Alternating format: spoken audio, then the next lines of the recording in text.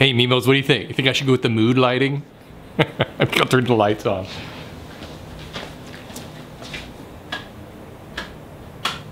Let there be light! So how you doing? That was my Midwestern accent. My son told me that Midwestern accent has front vowels. You talk up here instead of down here. And I thought, well, I'll get that ready because in May I'm going to the Wood Weekend with Wood. I'm gonna spend my weekend with Wood. Yeah, but that's gonna be a fun show. But that's in Iowa, and that's kind of the heart of the Midwest, right? Iowa. So I'm gonna start using those front vowels. Front vowels. It looks like there's harsh lighting in here to me. Does it look harsh? You know what it is? It's because I'll show you the outside here. Look. It's because it's all overcast and stuff out there. We've been having rain. Usually there's so much light coming through here, it provides kind of a fill light. So now this side of my face is all dark, and this side is light. I could change the lighting. Let me see, I try this. I'll do this, and then I'll go over here. See? And that's better. I have this light right here. That's a bright light right there. You want to see that light? I'll show you that light. See? Come back around this way. I don't know what I'm doing. This has been a weird week. Does it feel like a weird week to you? No, I think I'm probably out of focus. No, I guess I'm fine.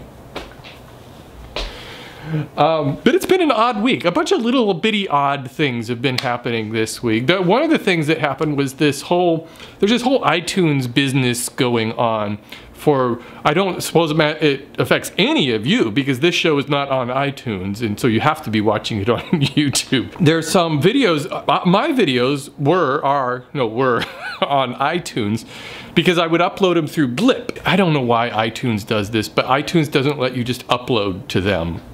They make it really difficult. You need like a computer degree. So they switch this thing over where you can't upload from Blip anymore to iTunes, and you got to do some sort of really weird geeky thing from 1972. Really want to thank Brian Grella over at Garage Woodworks. He has been working with me trying to get my show back up on iTunes, and I think I just waited too long. It was my fault, and then I kind of screwed up the geeky stuff, and so it's not on there anymore. But he actually convinced me to try to keep it on iTunes for the few people who watch my show on iTunes, and I was kind of all saying, I don't know, what difference does it make? To tell you the truth, I've never seen my show on iTunes, but this morning I was able to log on. I downloaded the iTunes thing, because you have to have a separate app. You can't just go and watch videos on there. But so I went there and I looked at my show, and there was 9 comments going back to 2011 or something, 2012. And I didn't even know you could comment on iTunes, but there was only 9, so I don't think the interest was that big. But the bottom line is I'm not going to be doing Woodworking for Mere Mortals on iTunes anymore, unless something else changes. I see iTunes as, I don't really get it, really. I understand for listening to music, but even that I don't get anymore because I don't download songs anymore. I just listen to them in the cloud. You know, I think that's the future of everything. Same with like YouTube, where you just watch things streaming. The only argument I've heard for using iTunes is that it's good for if you're in an area where you can't get a streaming connection. So but you still have to download the video, right? Anyways, that's the whole story behind iTunes. And again, big thanks to Brian Grella. Check out Brian's channel, Garage Woodworks. He's got some really cool stuff on there. And he's also like a computer genius. And I'm working on a new website. And when I say I'm working on it, I mean another guy is working on it. And I got this guy through Jay Bates, who you've probably seen Jay Bates's videos. I'll put a link to all this stuff down in the doobly-doo, the description. And but Jay has a guy who designed his website for him.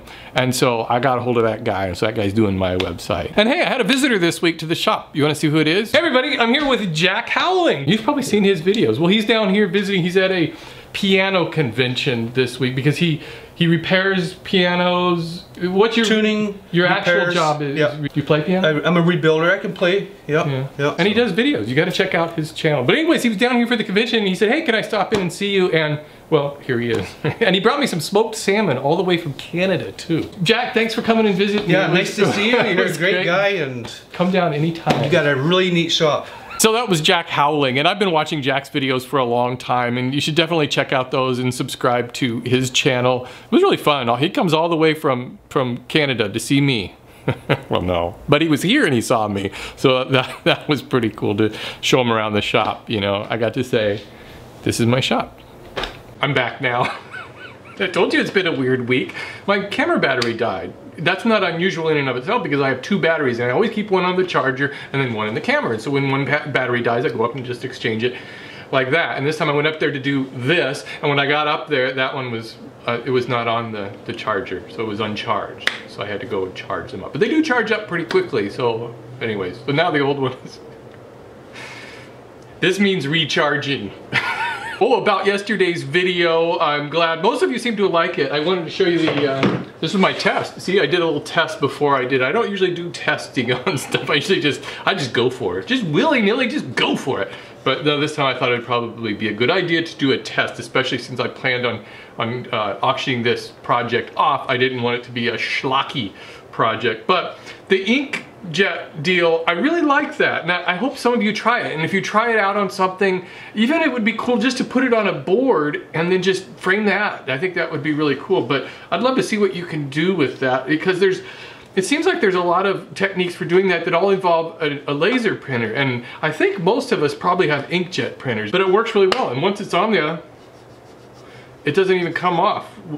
Well, I guess it sort of does. It turned my finger green. Well, don't lick it. But I'm thinking about doing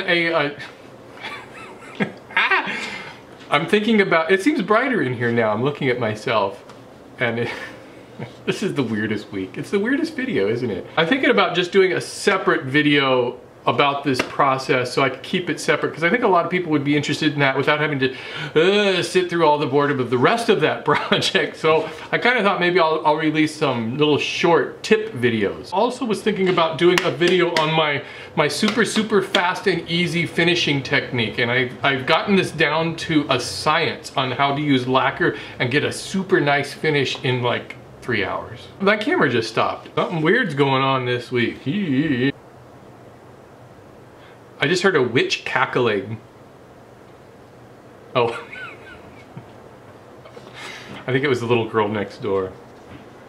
Well, she sounded like a witch. I was talking to Jack when he was out here the other day about community in woodworking and really what that means. And here's my thought on learning woodworking. People really are no longer content to just sit and watch one guy lecture on something or one guy teach them and only get that one opinion on something. The way we're learning now is not one guy showing us how to do something, but one guy showing us how he does something, and then maybe you can pick up a little bit from that. I think it's a great way to learn. The next time you build a project, doesn't matter what the project is, doesn't matter what kind of equipment you have, just shoot a video of it. Shoot something, post it online. I guarantee I will watch it because I watch all woodworking videos. And it might be a little bit scary for you at first. Of course, you're not going to be excellent at making a video or anything, but it doesn't have to be. All you gotta do is shoot what you're doing, especially if you have a really cool technique you want to share, post it. It's this whole body of freely available content that becomes